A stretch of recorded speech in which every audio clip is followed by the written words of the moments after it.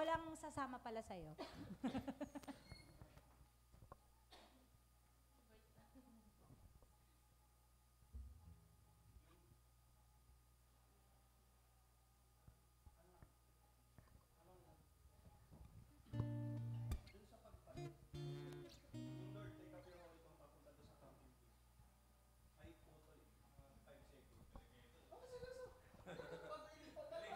In fairness, ang hirap ah. Kaya po na isang tip ah.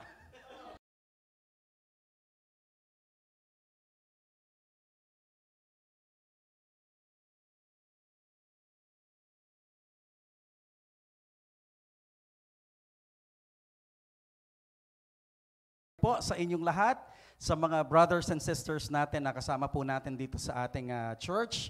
And even to all of you who are joining us on Facebook, thank you so much for being here para po tayo ay magkaisa na mag-worship sa Panginoon, mag-aral ng kanyang mga salita, at the same time, ipag-pray po mga concerns ng ating church. So last Sunday, we talked about the signs of the coming of Jesus. And really, patuloy po nating i-steer yung ating hearts with active anticipation of His return, na any moment po darating po ang Panginoon. So stand up with me as we sing the song, Days of Elijah, and declare po natin with excitement that the Lord is coming on the clouds. Amen? Praise the name of the Lord.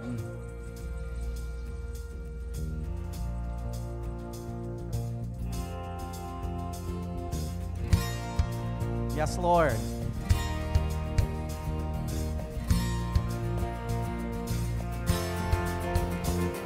Come on, clap your hands to the Lord. Woo!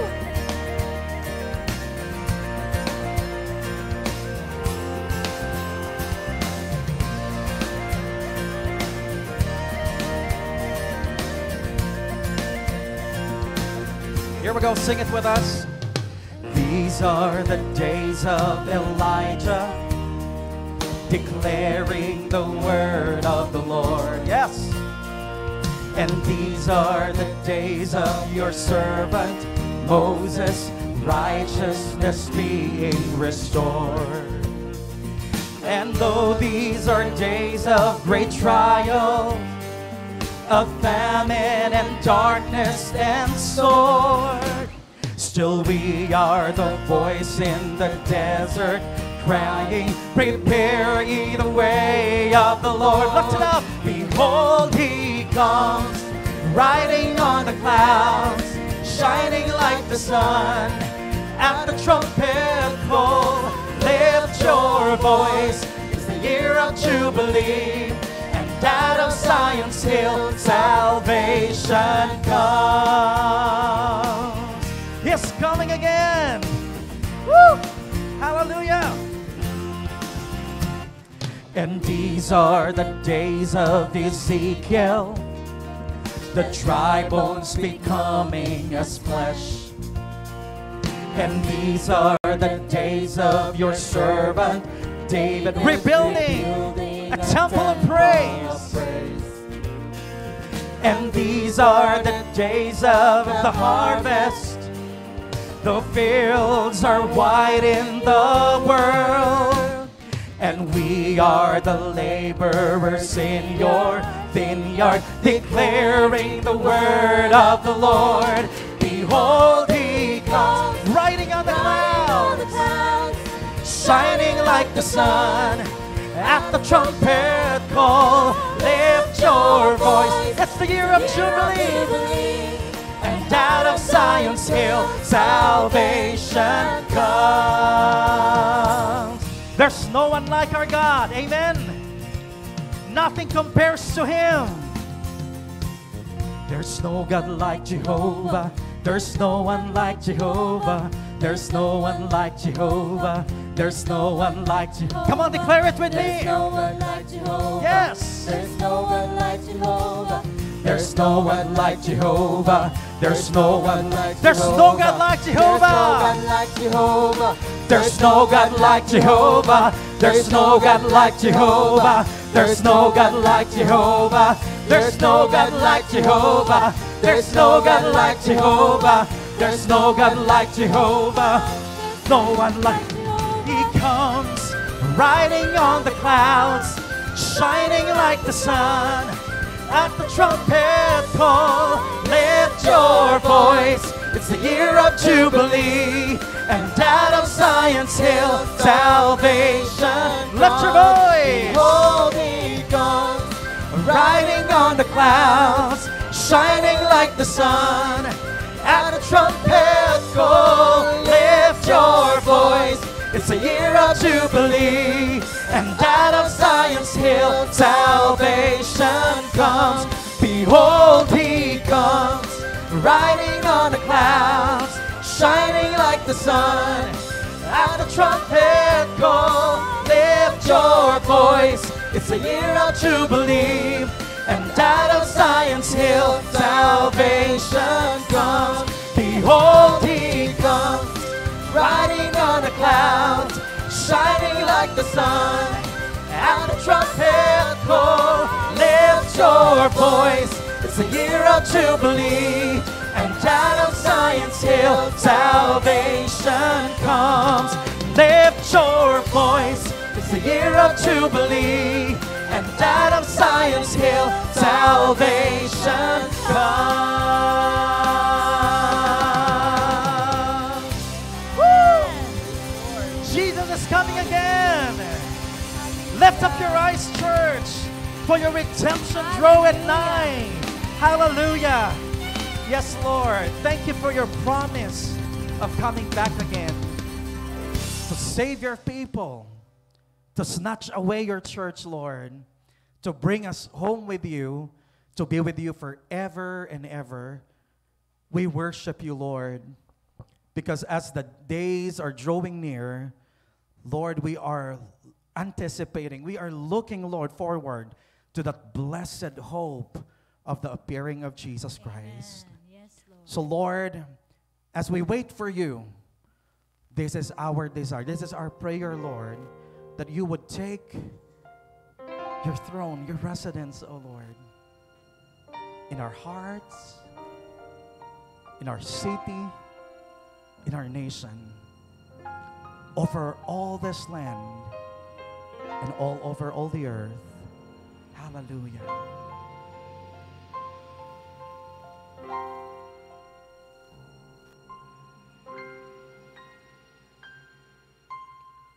Lord, take up your holy throne deep within my heart. Take the place that is yours alone, deep within my heart, and of the increase of your government there shall be no end. There shall be no end.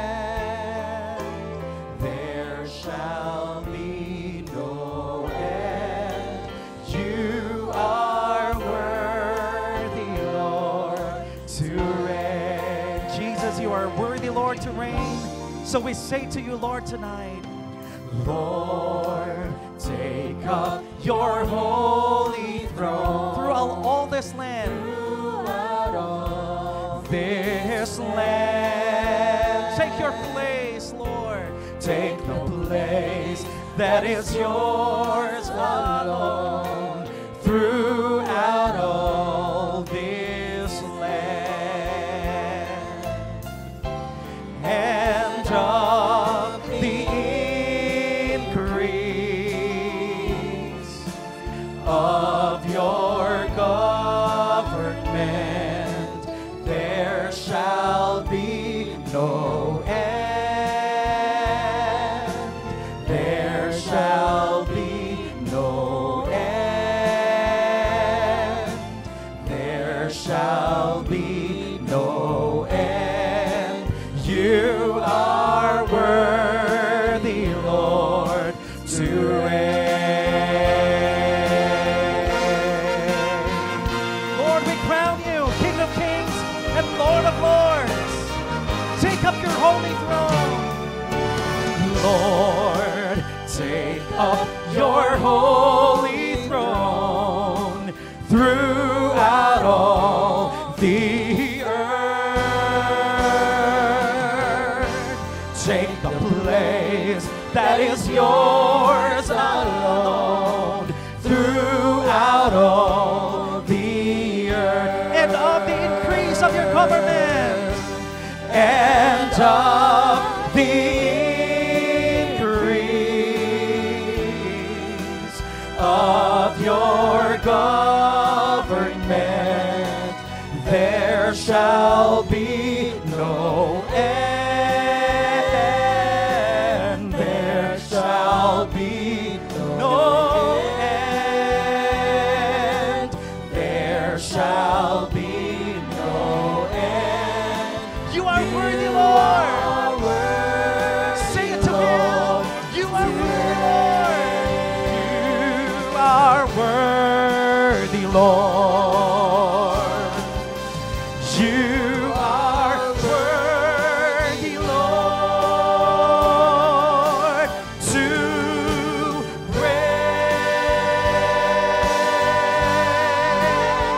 reign. Yes, Lord. The Son of Man coming in the clouds. We greet you, Lord Jesus. Come on, lift up your voices. Let's sing it together. Lord, take up your holy throne.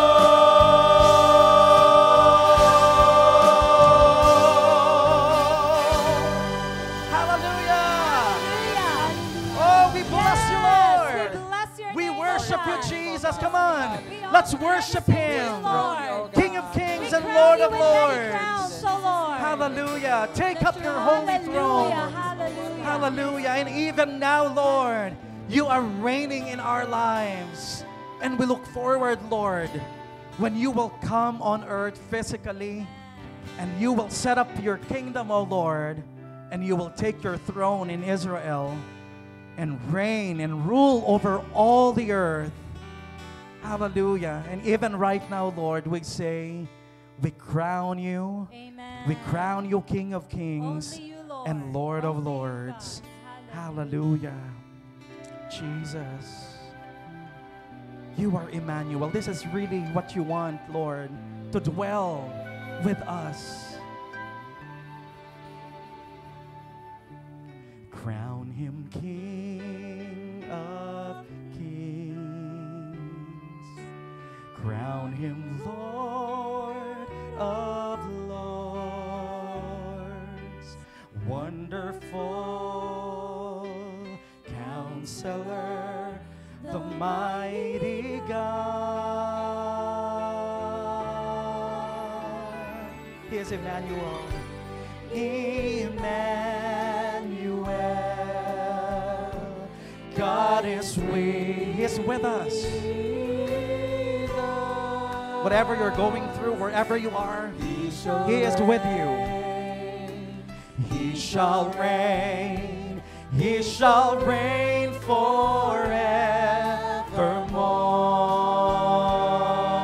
forevermore. Come on, church.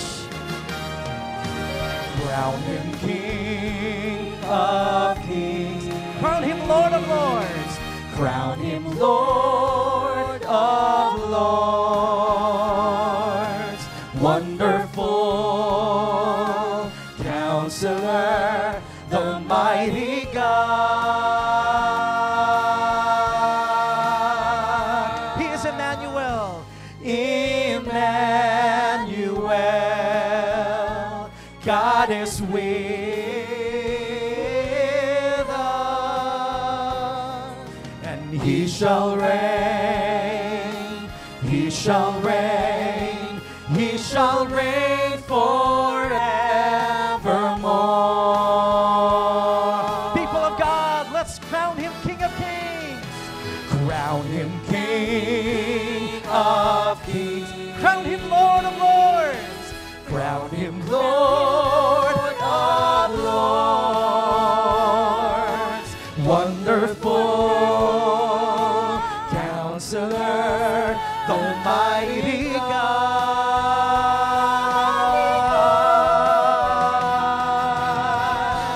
Emmanuel, God is with us, and he shall reign, he shall reign, he shall reign forevermore.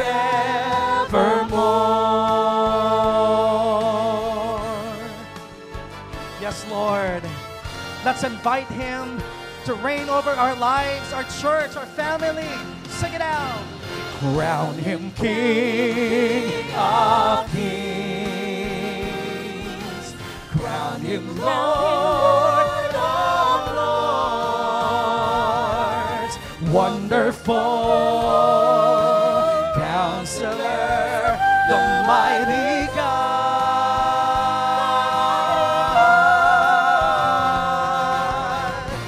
Emmanuel, God is with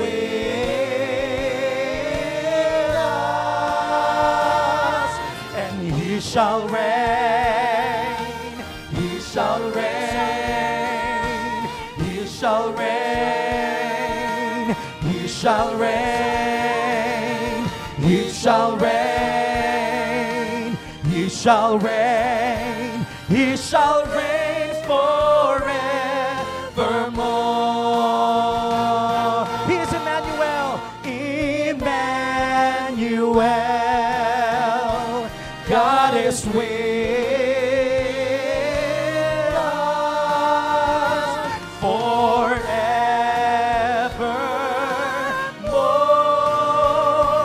forevermore.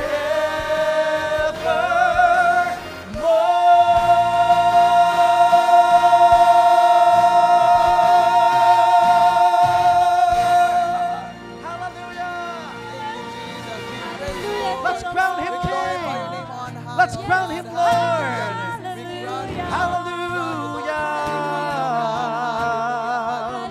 And he shall reign forever and ever. He shall reign forever and ever. He is Emmanuel. We exalt you. We crown you.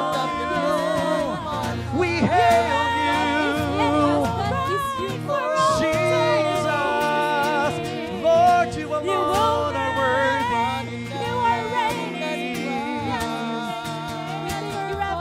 The Lamb that was slain, the Lamb that was risen from the dead, the Lamb who sits upon the throne. We worship you.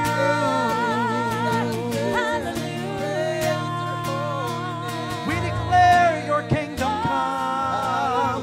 We declare your reign, oh God. Come on, church. Let's worship him.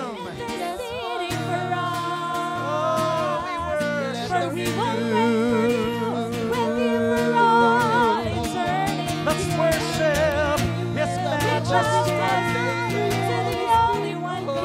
Let's worship our Lord and Master. Hallelujah.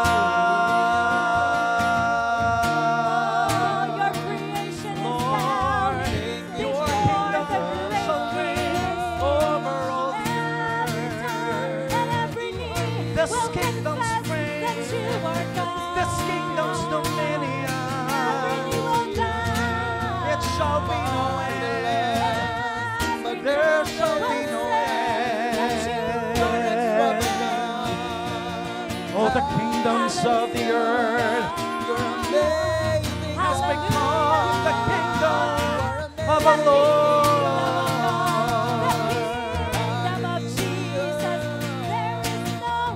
Behold, he comes.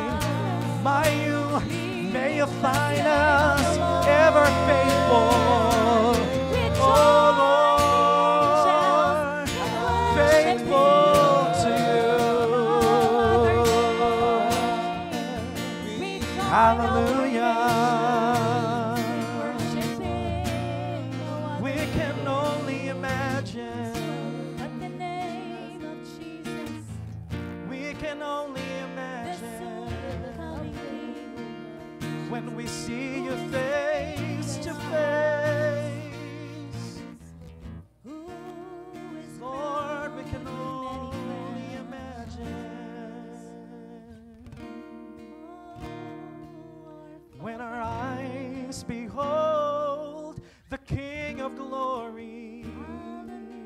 When our eyes behold the King of kings, I can only imagine, We bow down before you. Lord, when we see you face to face. When we see you face to face, oh, we will worship you. Lord, we will bow down before you. We will cast our crowns before you. We can only imagine.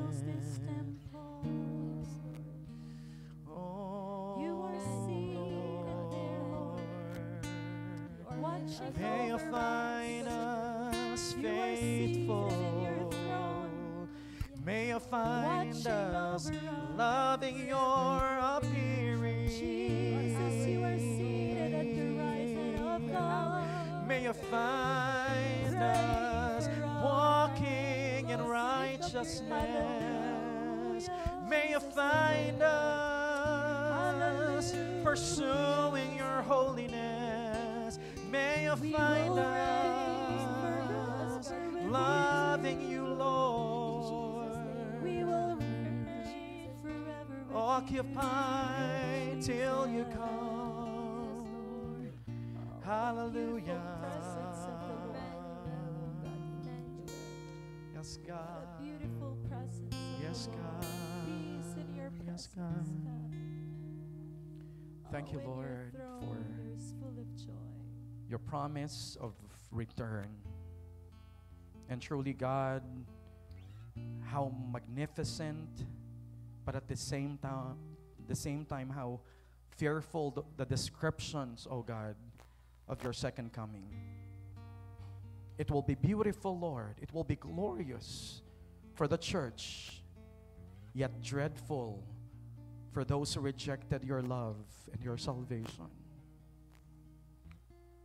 Lord, we can only imagine that day, Lord, that glorious day when you take us away from this earth and take us to heaven. When we see you face to face, Lord, for sure, God, we will be amazed, oh God. We will be mesmerized, Lord, and awestruck of your glory. Hallelujah. So even right now, Lord, we don't want to waste any time, Lord, that we have on earth. We want to use, Lord, every day, every time, Lord, that you have given us, Lord, here on earth to fulfill what you have called us to do. Help us, Lord. Strengthen us by the power of your Spirit to walk in your ways, to walk in righteousness and holiness, and have that active anticipation of the coming of Jesus. For, Lord, those who wait upon you, you will reward them, Lord, with crown of righteousness, even those who loved your appearing. Father, this church will be one of those who will love your appearing, who will every day constantly think, oh God, of your coming, who will be aware, oh God, and conscious that Jesus will come any time of the day, anytime, Lord God. And because of that, we are going to prepare ourselves and be watchful, O Lord, of the signs that you have given us. And continue, Lord, to dig deeper into your word, that we may know Christ and his will and what he is about to do in the future. Father, we commit to you the remaining parts of our service, our program this evening. We give you praise, the glory, the honor, the majesty, dominion, the strength, and thanksgiving. In Jesus' name, amen and amen. Praise the Lord. Amen. Sige po, kayo po ay makakaupo. Ako din po ay uupo because yung aking pong teaching material ay nandito po, yung aking notes.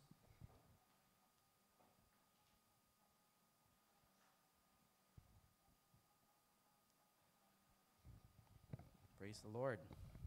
Sa mga kakarating pa lamang po, we welcome you to the Foursquare Church, San Juan City. This is our Wednesday prayer meeting. So medyo kakaiba po ang ating prayer meeting because we are also using this time para po patuloy na pag-aralan po at saliksikin ang mga salita ng Panginoon. Amen. So I call this follow-through session. Okay? So kung ano po yung topic natin last Sunday ay ini-elaborate po natin or dinadagdagan pa po natin. Okay? Para po mas lalong maging buo at mas lalo po nating maintindihan yung mga topic po na pinag-uusapan natin related sa ating pong tema, no, monthly theme. So last Sunday we talked about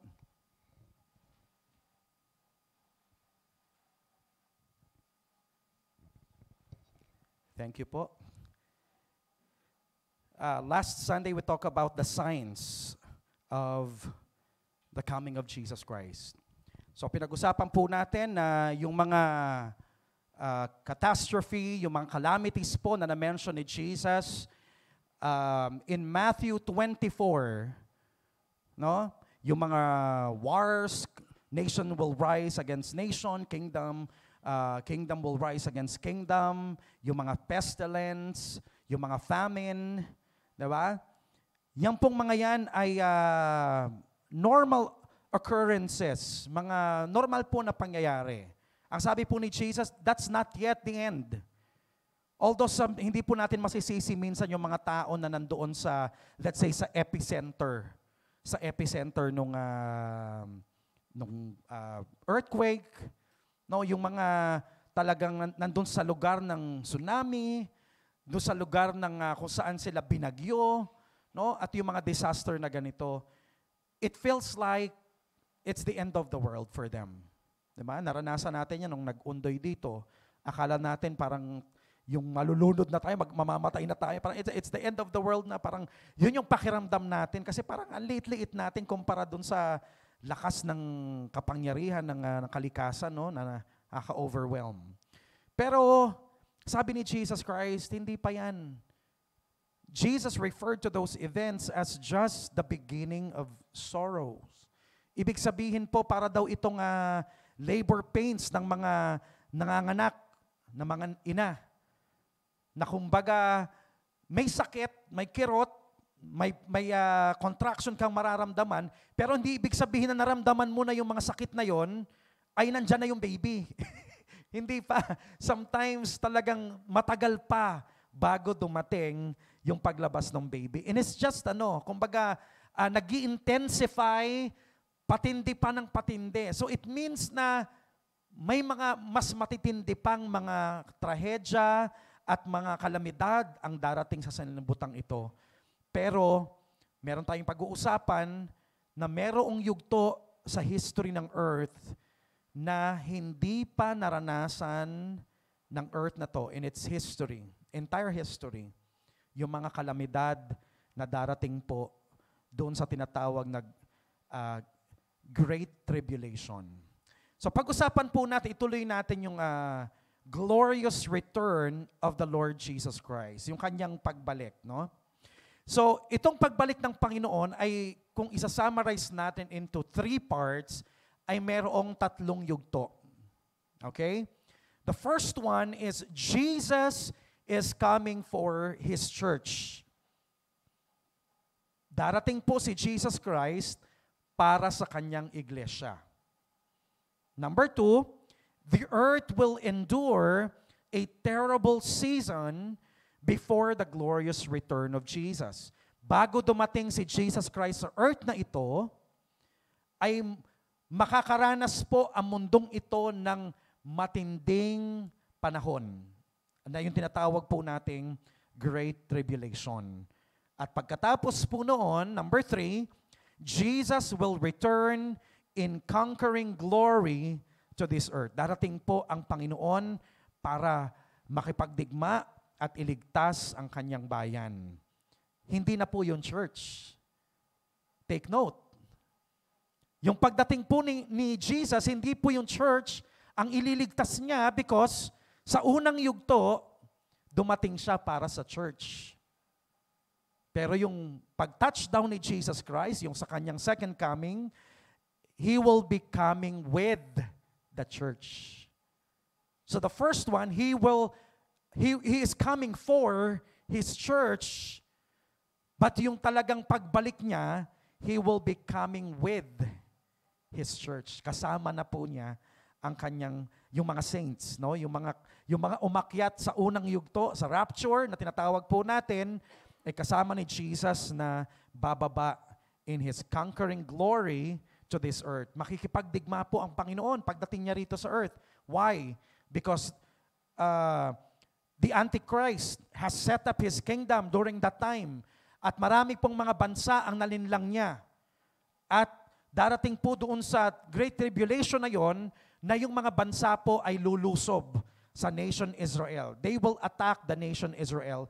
So Christ, together with the saints, no, pagbaba po niya, he is going to battle with those nations, with the Antichrist, and rescue Israel. Pag-usapan muna natin yung unang yugto, yung first phase, no? Yung Jesus is coming for His church, na tinatawag po nating rapture. The snatching away of the church. Dadagitin po ng Panginoon ang kanyang iglesia. So here, ito ay masasabi natin na isang aspeto, the separate aspect of Christ's return. So sabi ko nga po kanina, yung una ay He is coming for the church, and the second one, He is coming with the church. Alam niyo po, ang Biblia natin, it does not contradict itself.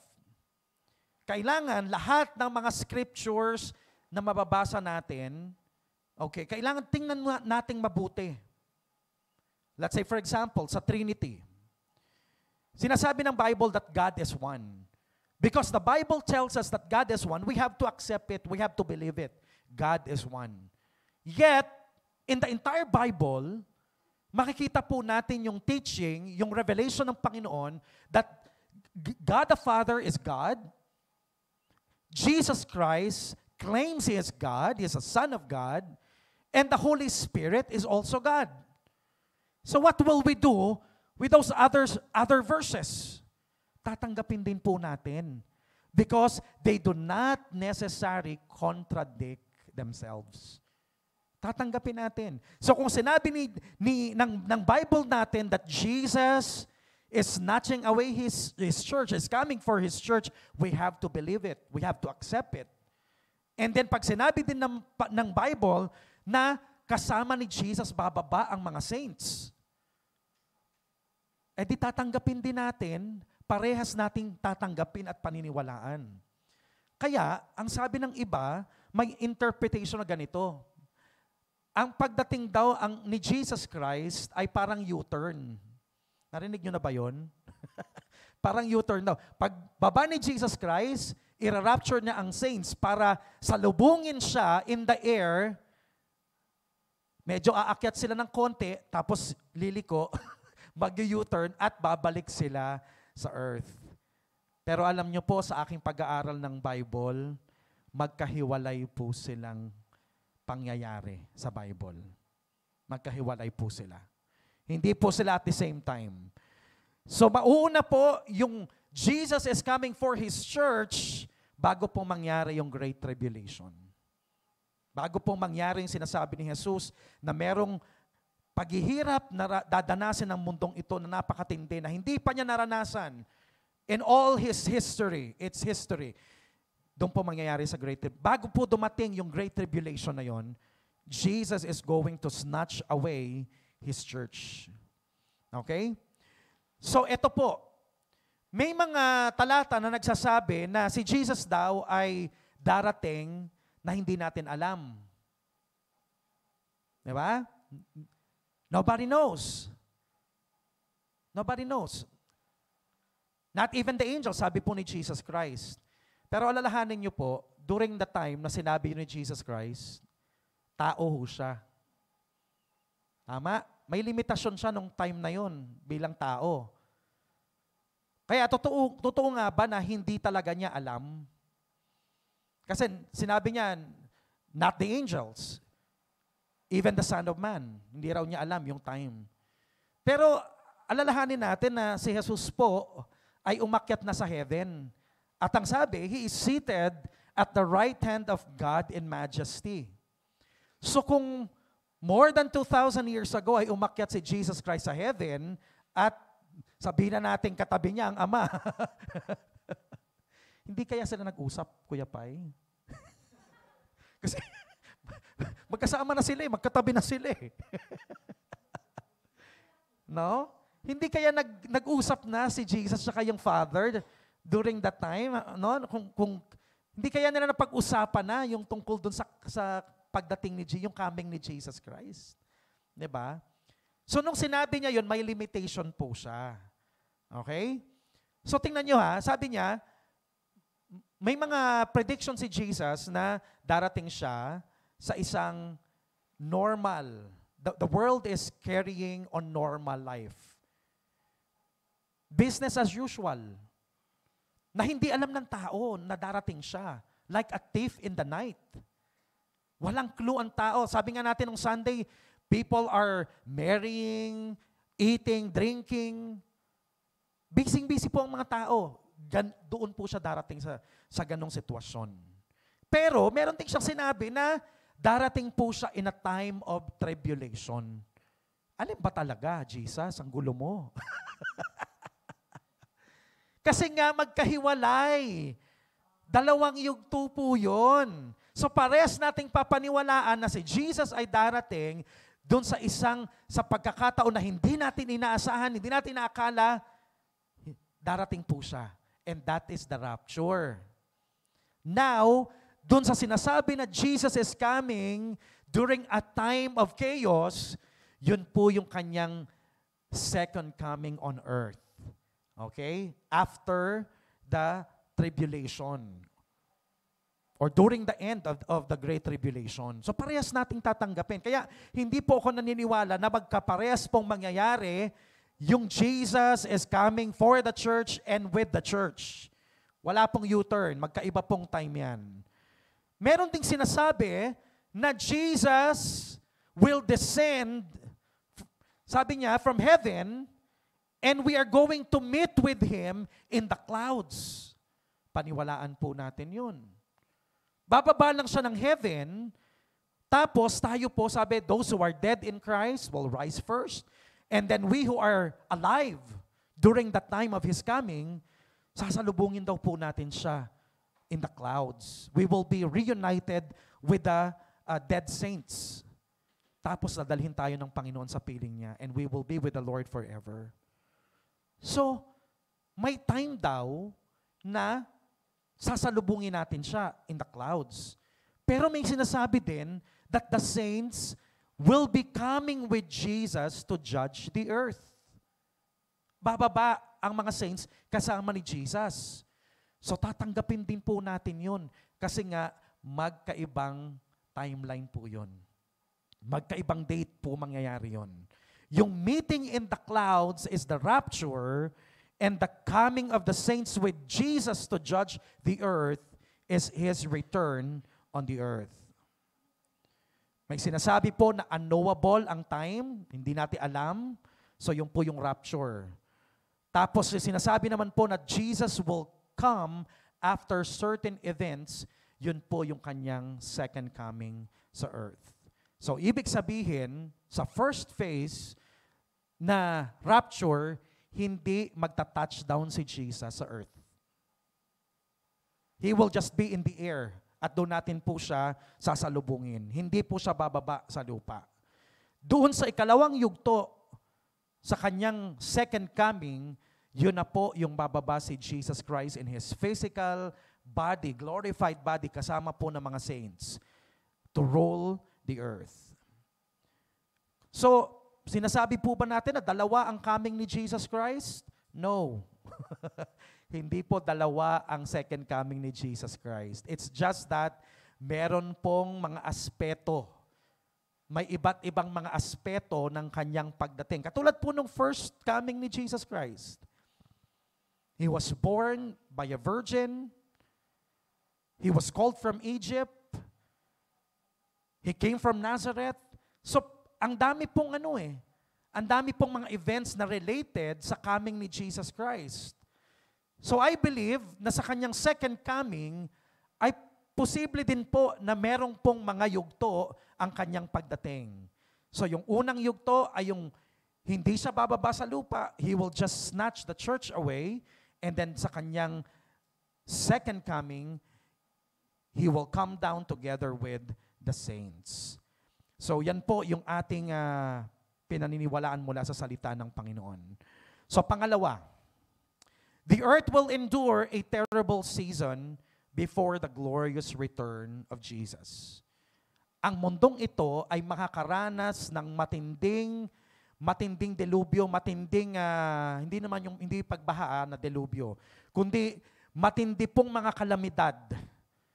Matindi pong mga kalamidad na hindi po niya naranasan ever since the world began. So kung naalala niyo po yung bubonic plague na nag-swipe ng 1/3 of the population of Europe, mga kapatid, walang sinabi yan. Kung naabutan niyo po, nabalitaan niyo po yung World War I, World War II, wala ho yan sa tindi ng darating po na mga kalamidad na papatay sa milyon-milyong tao.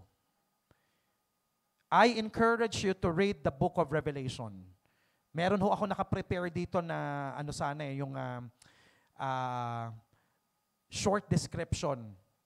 Pero sabi ko, since tatalakayin ito sa ating Sunday school, hindi ko po ito ipipreempt. So hahayaan ko po na yung mga teachers natin sa adult Sunday school ang mag-discuss nito, nung outline. Pero during that time po, marami pong mga trahedya na sabi ko nga po, patindi ng patindi, pinakamatindi, which is the judgment of God on the earth.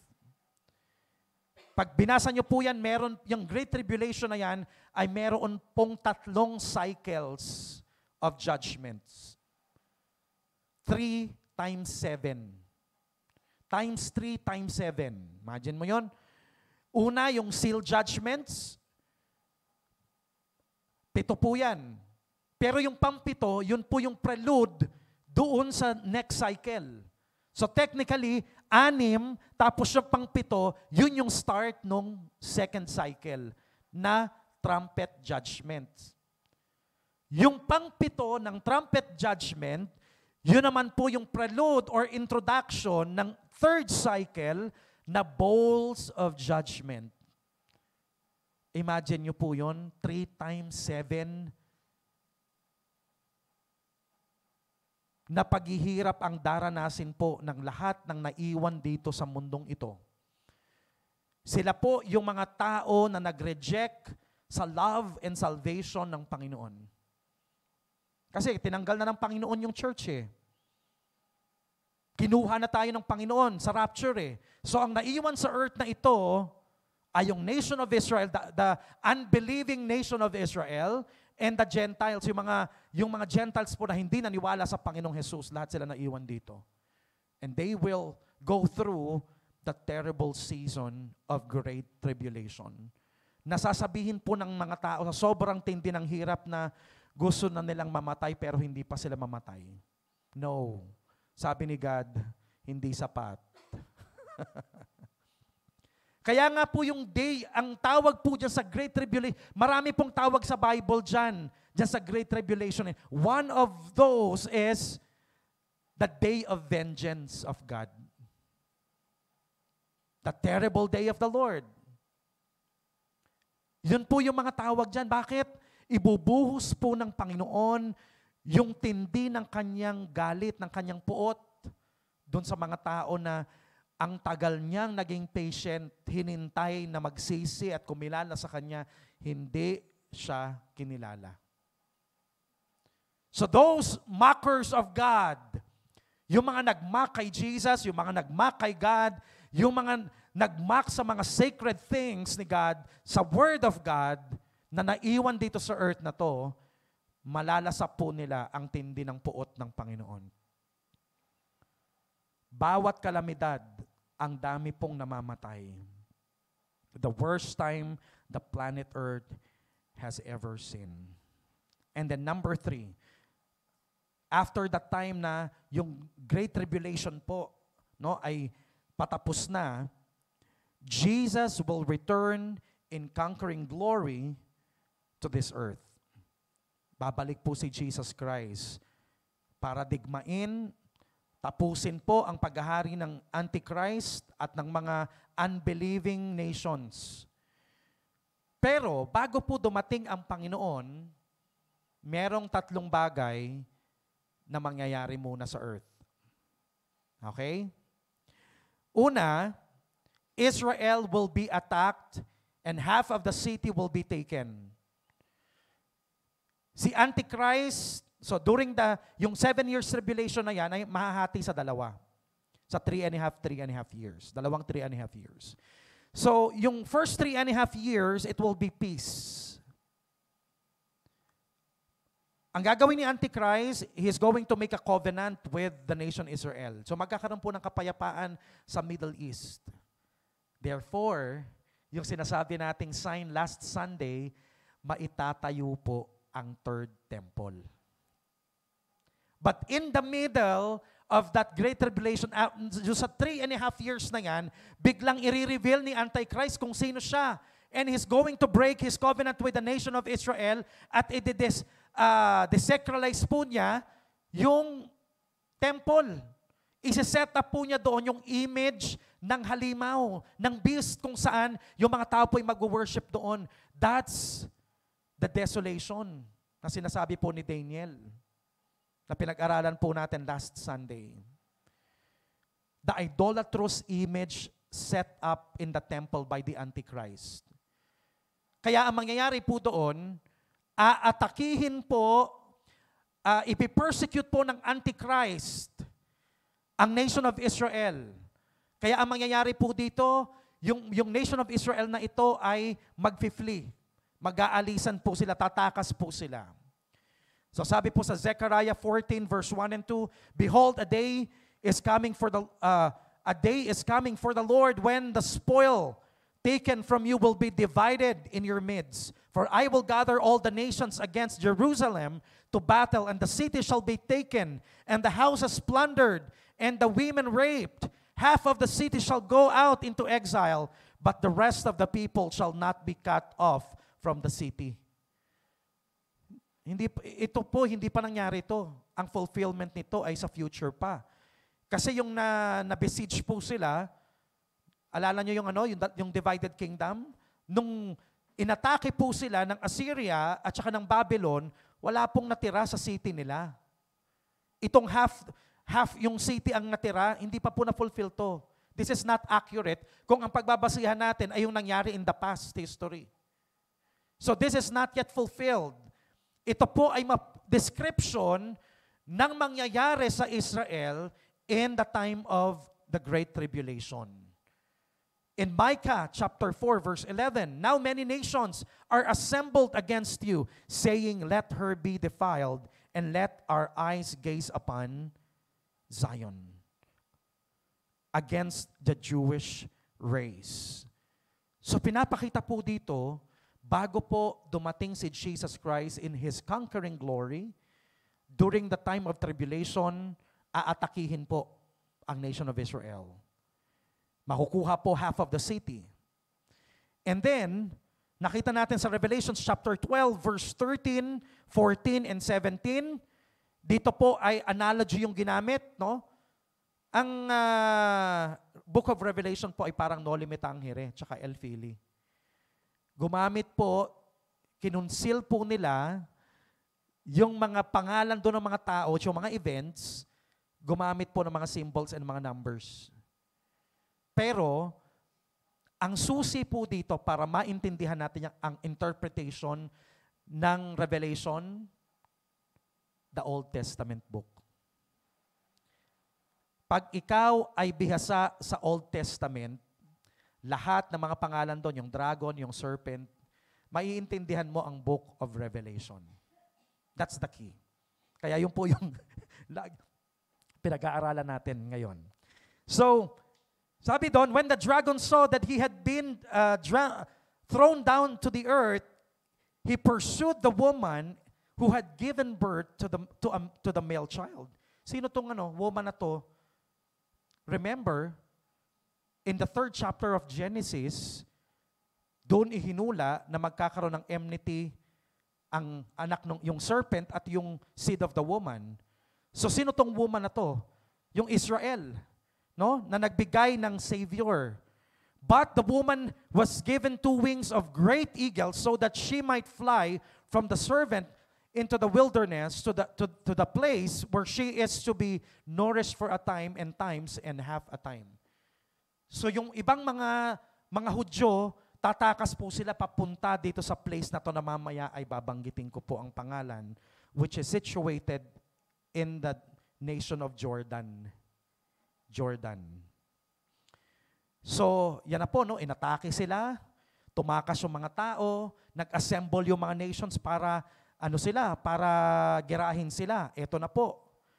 The army gathered in the valley of Jezreel. Itong valley of Jezreel is also called the Valley of Megiddo, kung saan ito po yung tinukoy na site for the final battle or yung tinatawag pong Armageddon. Doon po. Ngayon, bago mangyari yun, matutuyo daw yung ilog Euphrates, the Euphrates River. Mga kapatid, are you watching the news? Are you watching the news? Tuyo na. Tuyo na yung Euphrates River. So yung sabi ko nga sa inyo, the stage is set. The stage is set. Yung mga sinabi na matutuyo yung ilog na yan, kasi yan yung para makatawid yung mga nation papunta doon sa Valley of Jezreel para mag-Armageddon in the future. So imagine nyo, mangyayari po ito. Why? Napo-fulfill na isa-isa.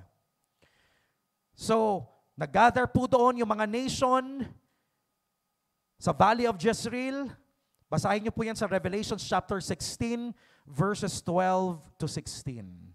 Ayan, sabi dito, the 6th angel poured out his bowl on the great river Euphrates, and its water was dried up to prepare the way for the kings from the east.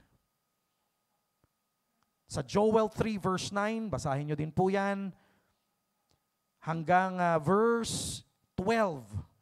Yan po yung mga hula from the Old Testament pa lang, description ng muling pagdating ng Panginoon. Tapos, so yun na nga po, nag-gather na yung mga armies doon sa Valley of Jezreel for the Armageddon. Israel turns to Christ for salvation. Natake sila, wala na silang pag-asa. Yung iba tumakas na, papunta ng Bozrah, papunta ng Petra. Yung Bozrah at Petra ay mga cities yon, mga town yon sa Jordan. Doon sila magtatago. So imagine mo, ipiperso sila ng mga army, sabulin sila. Kasi annihilate na sila, papatayin silang lahat. Wala na sila, corner na sila. During that time, doon po sila kikilala sa Panginoon bilang kanilang tagapagligtas. Naalala nyo po, nung triumphal entry ni Jesus Christ, umiiyak po si Jesus Christ nung nakita niya yung Jerusalem, the city of Jerusalem, nung palaspas, araw nung palaspas, di ba? Pagpasok niya doon sa city, umiyak siya, sabi niya, Jerusalem, Jerusalem, if you only know, I want to embrace you and take care of you. Pero ayaw mo. Sabi niya, you will not see me again until you say, blessed is he who comes in the name of the Lord. Hindi raw po muling darating ang Panginoong Jesus hanggat hindi nare-restore, nagbabalik loob ang nation of Israel. But until now, hindi pa rin nagkakaroon ng national restoration ang Israel.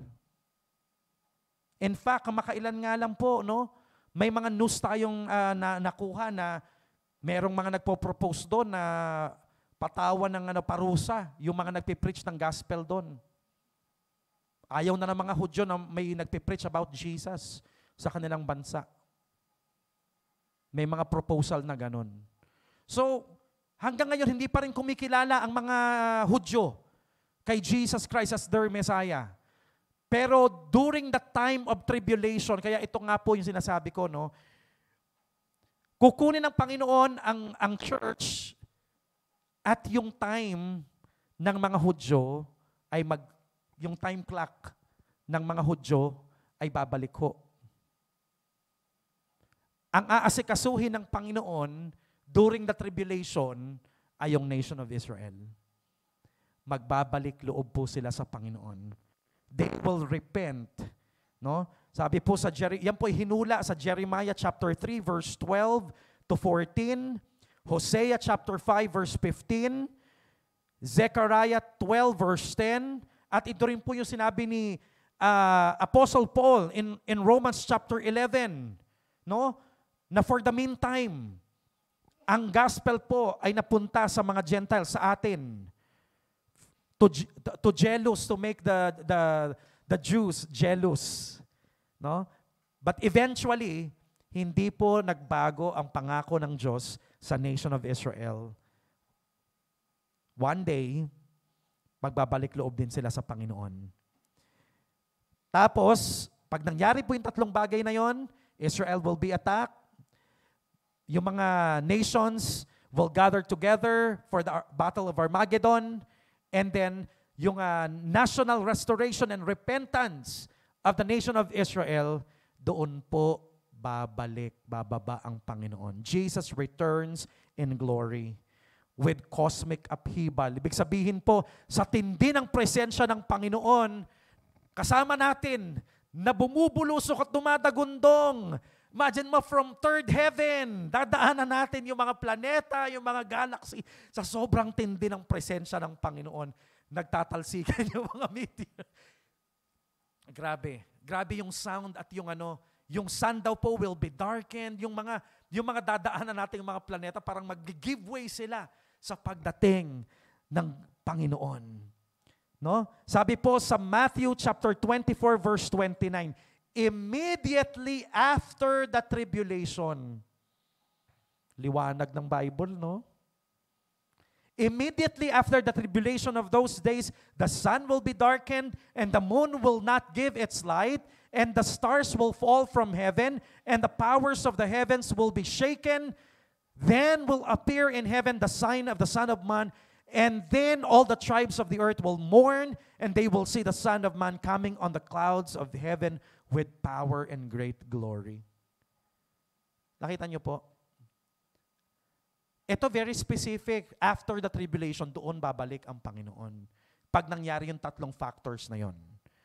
In Revelation 19 verse 11, sabi, then I saw heaven opened, and behold, a white horse. The one sitting on it is called Faithful and True, and in righteousness he judges and makes war. Babalik po si Jesus Christ, at ang una niyang gagawin ay makikipagdigma po siya. When Jesus returns, where will He go? Saan po pupunta si Jesus Christ pagdating po niya sa earth? In His physical body, in His glorified body. Una po, sabi natin kanina, dahil tumakas na nga yung mga tao, no, papunta doon sa Petra at sa Bozrah. Itong dalawang to, si Bozrah in the Old Testament ay capital city of Edom. In modern time, ang tawag sa kanya ay Basira, Jordan. This is 40 miles from Petra. So itong si Bozrah and Petra are situated in Jordan. Revelation 12:6, and the woman fled into the wilderness where she was placed in a place prepared by God in which he is to be nourished for 1,260 days. So ang unang gagawin ng Panginoon, kapag dumating siya, una muna siyang pupunta doon sa mga Hudyo na imamasakir na ng mga nations. Doon sa Bozrah. Yan din yung sinabi sa Jeremiah 49, verse 13, 14, and verse 20. Pupunta muna siya sa Bozrah. For I have sworn myself, declares the Lord, that Bozrah shall become a horror, a taunt, a waste, a curse, and all her cities shall be perpetual waste. So pupunta muna doon ang Panginoon para i-rescue yung mga Hudyo na nagbalik loob sa Kanya. Okay? Next, pagkatapos siyang i-rescue yung mga Hudyo doon sa Bozrah at Petra, ang next niya, pupuntahan niya ay yung Valley of Jezreel. Battle of Armageddon, kung saan nandun si Antichrist at ang mga nation, at yun po ay kanyang pupuksaing lahat. Isaiah 63 verse 1 to 6, yan po yung sinabi. Who is this who comes from Edom, in crimson garments from Bozrah? He who is splendid in his apparel, marching in the greatness of his strength. Is it I speaking in righteousness, mighty to save? Tingnan nyo, oh. Sino daw yung galing sa Bozrah? So ibig sabihin, bago siya nagpunta doon ng Armageddon, sabi po ng description ng Isaiah 63, sino tong nanggaling sa Bozrah? Tingnan nyo yung very specific ho ang description ng Bible. Okay? And then sa Isaiah 34 verse 8, 2 Thessalonians 2 verse 8, sabi, and the lawless one will be revealed, whom the Lord Jesus will kill with the breath of his mouth to bring to nothing by the appearance of his coming. So lahat po, si Antichrist at yung pong mga nations na nag-assemble doon para po digmain ang Panginoon, no, i-try na i-prevent yung pagdating ni Jesus Christ, lahat po sila ay pupuksain ng Panginoon. Joel chapter 3 verse 12, Revelation chapter 14, yan po yung mga description ng Battle of Armageddon where Jesus will judge those nations against him and against Israel. And then, pagkatapos po niya makipagdigma doon sa Battle of Armageddon, Jesus will go to the victory of the Mount of Olive. The Mount of Olive. Joel 3 verse 14 to 16. Sabi po, multitudes in the valley of decision. For the day of the Lord is near in the valley of decision. The sun and the moon are darkened and the stars withdraw their shining. The Lord roars from Zion and utters his voice from Jerusalem. And the heavens and the earth quake, but the Lord is a refuge to his people, a stronghold to the people of Israel. Zechariah 14:3 and 4, then the Lord will go out and fight against those nations as when he fights on the day of battle. On that day his feet shall stand on the Mount of Olives that lies before Jerusalem on the east, and the Mount of Olives shall be split in two from the east to west by a very wide valley, so that one half of the mount shall move northward and the other half southward. Grabe, sa sobrang tindi ng glory ng Panginoon, pagtapak niya sa Mount of Olives, mabibiak to. Mahahati po yung lugar. And then, Jesus will return to Jerusalem to judge the nations. In Matthew 25, verse 31 to 34, sabi doon, the Son of Man comes in glory and all the angels with him. Then he will sit on his glorious throne. Siset up po ni Jesus Christ yung kanyang trono sa Israel, sa Jerusalem. And then he will judge the nations. Before him will be gathered all nations, and he will separate people one from another as a shepherd separates the sheep from the goats. And he will place the sheep on his right, but the goats on the left. Then the king will say to those on his right, come, you who are blessed by my Father, inherit the kingdom prepared for you from the foundation of the world. What will happen? After na tumapak si Jesus Christ doon sa Mount of Olives, he will go to Jerusalem to set up his kingdom.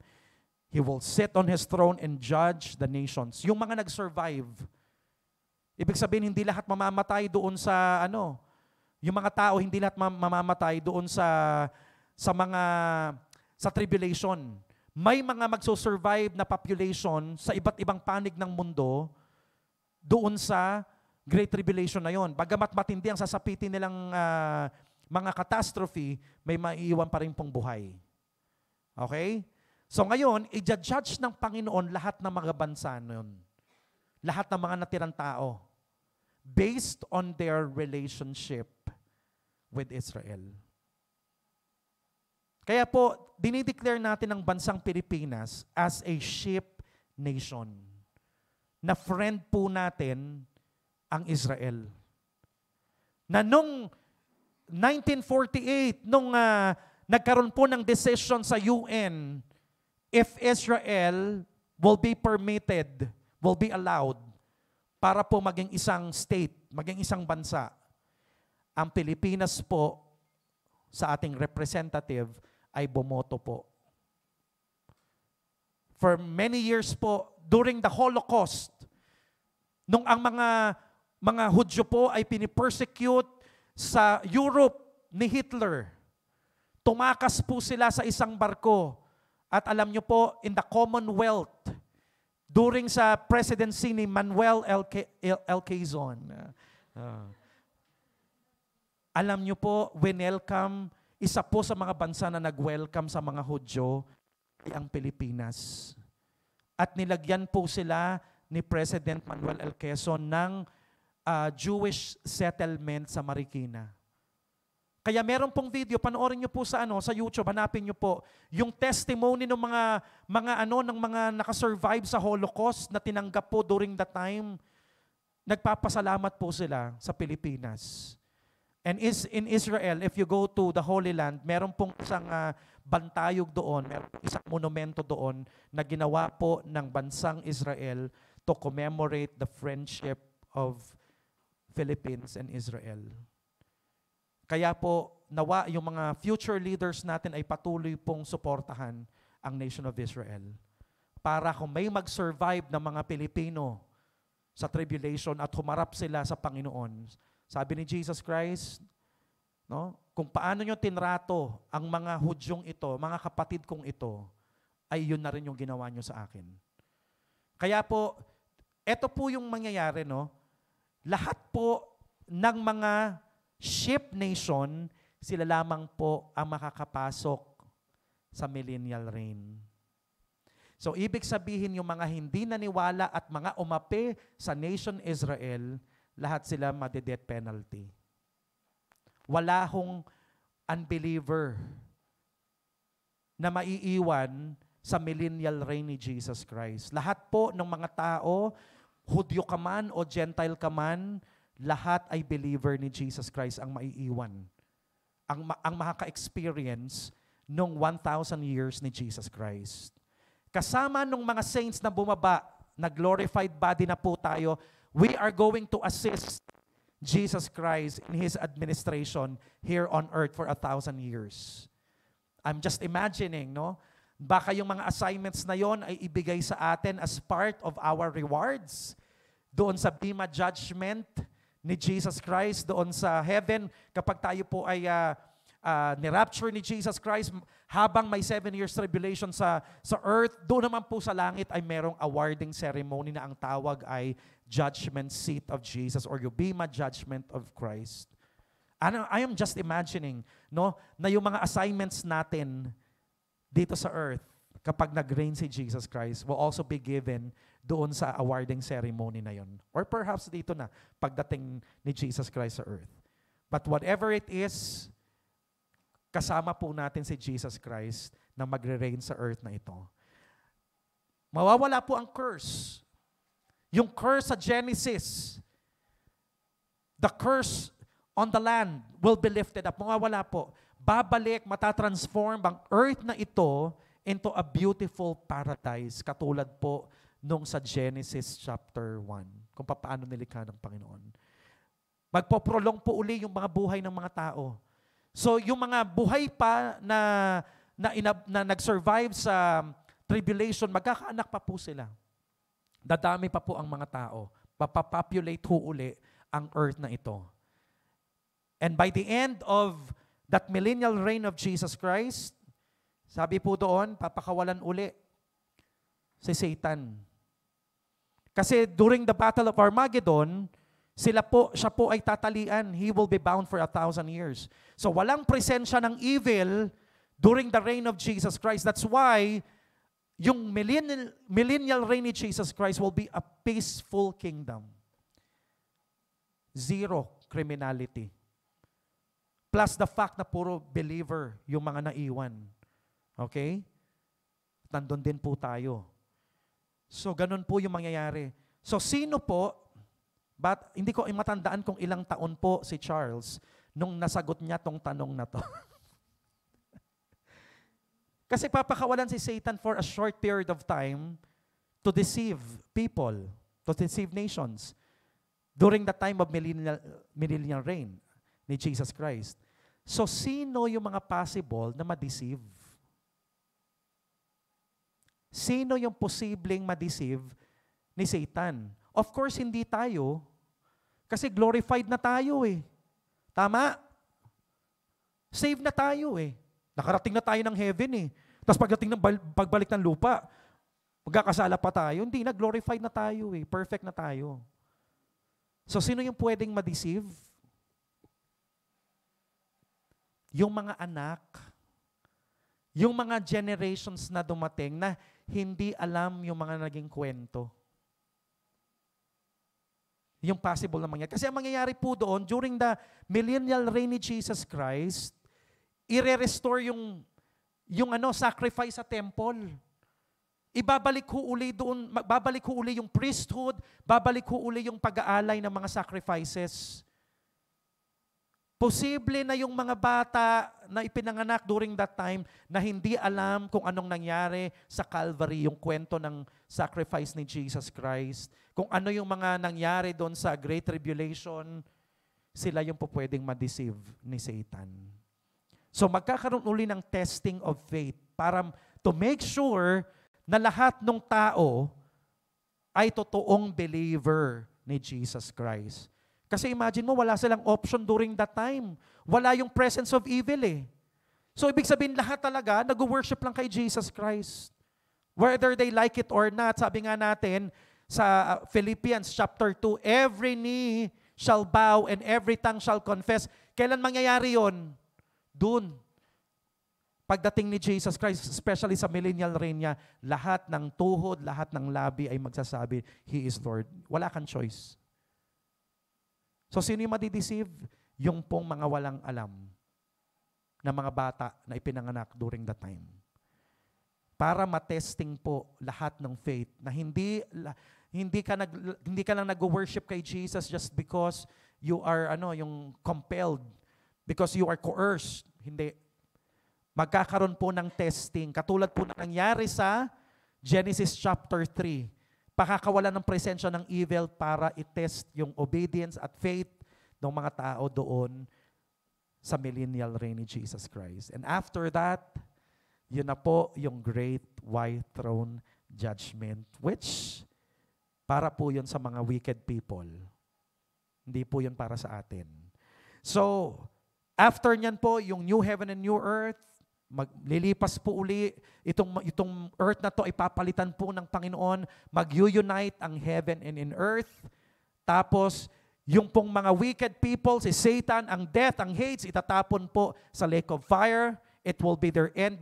They will be tormented there forever and ever. At tayo naman po, na mga saved, at lahat po ng na-saved during the time of tribulation at during the time of millennial reign ni Christ, ay makakasama po ni Jesus Christ forever and ever sa kanyang kingdom. Doon po sa new heaven and new earth, sa New Jerusalem. So, wow. I can only imagine. We can only imagine. So many things will happen in the future. Mga kapatid, hindi natin ito pinag-aaralan para takutin kayo. In fact, itong subject na to is taught in the Bible to encourage us. To encourage us. Sabi po sa 1 Thessalonians chapter 4, verse 18. Therefore, encourage one another with these words. Yung second coming ni Jesus Christ, sabi niya, encourage one another with these words. At yung mga kapatiran na hindi kayo ma-attend ng mga gawain natin, tingnan nyo itong Hebrews chapter 10. Para ma-encourage po kayo. No? Habang ito po papalapit na yung muling pagbabalik ng Panginoon, the more na kailangan maging seryoso tayo sa faith natin, maging seryoso tayo sa ating paglilingkod at sa mga spiritual na bagay. Tingnan niyo po ito. Hebrews chapter 10 verse 25. Not forsaking the assembling of ourselves together as is the manner of some, but exhorting one another, and so much the more as you see the day approaching. Yung day po dito is capital letter D. Ano kaya yung day niya na tinutukoy dyan? The day approaching. Hindi yan gagawing capital letter kung ano lang yan, ordinary day lang yan. Kaya yan ginawang capital letter D yung day na yan, special day yan. Anong day yan? Na approaching, na hinihintay ng mga Kristiyano. Yun. Sumagot kasi kayo. Hindi po sila sumasagot dito sa church. May sumagot na po. The second coming, ayan po. So sabi dito, wag tayong liliban sa mga gawain, not forsaking the assembling of ourselves together, as of the manner of some. Kasi yung iba, they don't care about. Knowing that the day is approaching, especially that we know that the day of His return is near, is approaching. Mga kapatid, ito yung iiwanan ko sa inyong salita.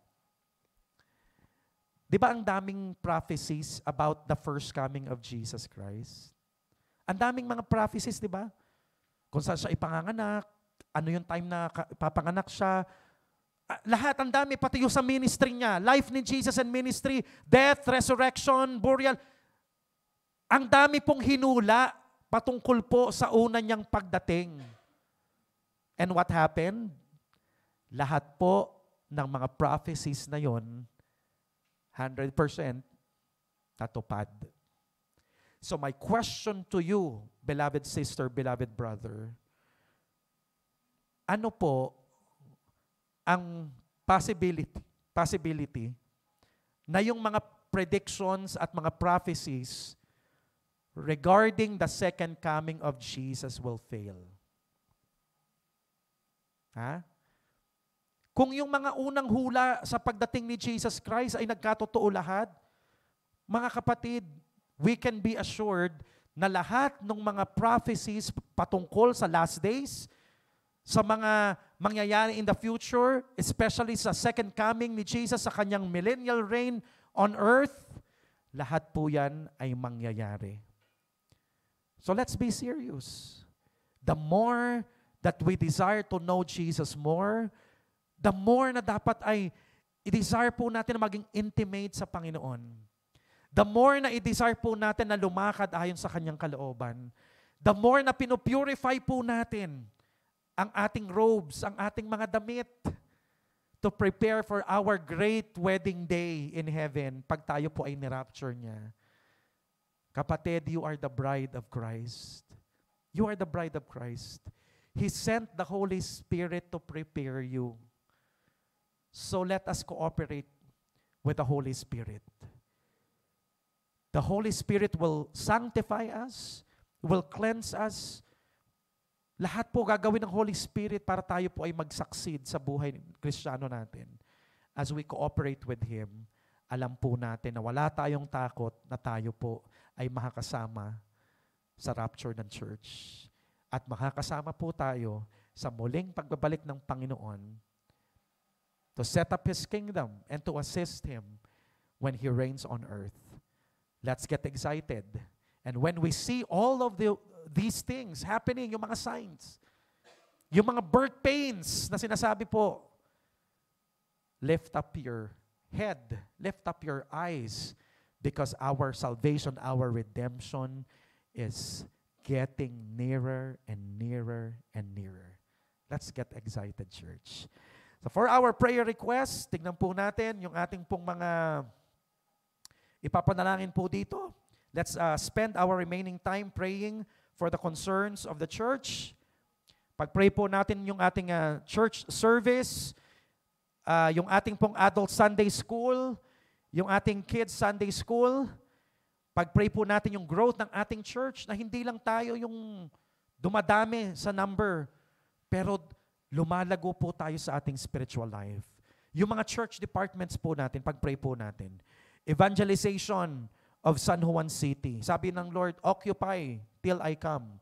Maging busy po tayo, no, habang hinihintay po natin ang Panginoon, by proclaiming the gospel, by making disciples of all nations, provision para sa ating mga church needs, outreach activities po natin. Pag-pray niyo po si pastor, yung mga officers po natin, workers, congregation. If you know someone who's sick, no, may mga pinagdadaanan po silang mga problema, pray for them that the Lord will give them the wisdom and the strength to overcome their trials. God's provision for His people, and especially yung readiness ng ating church, ng bawat isa sa atin sa pagdating ng Panginoon. And let's pray for blessings upon our partners, supporters, and givers. The Lord bless you as you pray.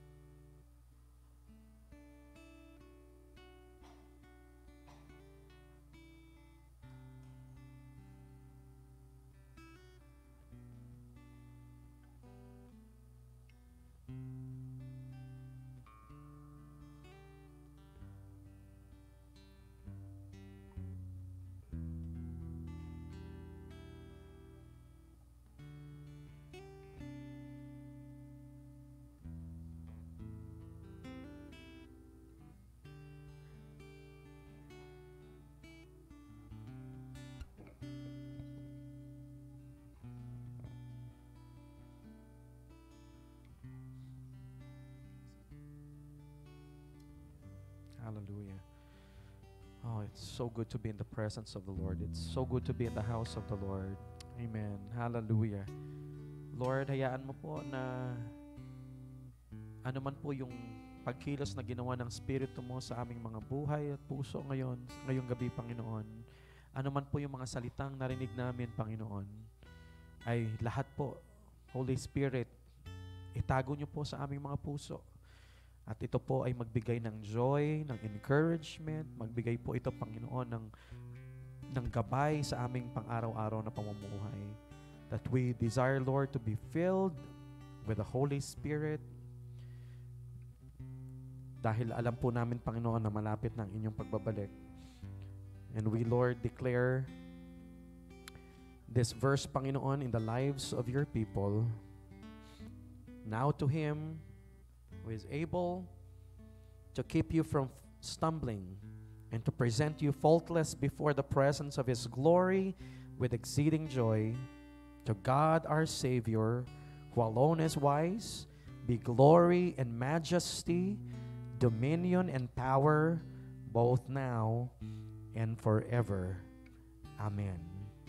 The Lord bless you all. We love you with the love of the Lord. Join us again next Wednesday for another prayer meeting, for worship, for follow-through ng ating lesson ng Sunday, and for prayer time. See you.